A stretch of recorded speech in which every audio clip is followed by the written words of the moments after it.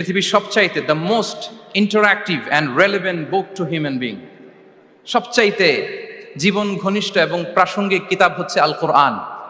কিতাবটার নাম কি? সবাই বলুন একসাথে, কি নাম? সবচাইতে প্রাসঙ্গিক, জীবন ঘনিষ্ঠ, the most interactive book ever in the world. এর কারণ হচ্ছে এর আগে যত আসমানি কিতাব এসেছিল সবগুলো কিন্তু একবারে নাজিল হয়েছে এট এ টাইমে। তাওরাত মুসা আলাইহিস সালামের উপর একবারে নাজিল হয়ে গিয়েছে একসাথে। ইনজিল ঈসা আলাইহিস সালামের উপর একবারে নাজিল হয়েছে। জাবুর দাউদ আলাইহিস সালামের উপর একবারে নাজিল হয়েছে। কোরআনও কি একবারে নাজিল হয়েছে? হ্যাঁ, একবারে নাজিল হয়েছে না, 23 বছরের 23 ইয়ার্সের লং পিরিয়ড অফ টাইমে একটু একটু করে নাজমান নাজমান হাসবা হাওয়াইজিল বাশার, মানব জাতির প্রয়োজনের তাগিদে, তাই না, প্রেক্ষাপটের আলোকে নাজিল হয়েছে। প্রথম নাজিল হয়েছে মক্কায়, তারপরে মদিনায়, বিভিন্ন জায়গাতে।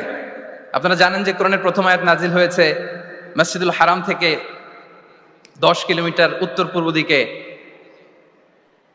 জাবালে নূর আছে, একটা পাহাড়, 634 মিটার উঁচুতে একটা কেইভ আছে, গারে হেরা। ওই হেরা গুহায় শুরু হলো কোরআনের এই নাজিল হওয়ার প্রক্রিয়া। এরপর রাসূল সাল্লাল্লাহু আলাইহি ওয়াসাল্লাম মক্কা থেকে মদিনায় গেলেন, সেখানেও নাজিল হতে লাগলো। এই কোরআন কখনো নাজিল হয়েছে ঘরের ভেতরে,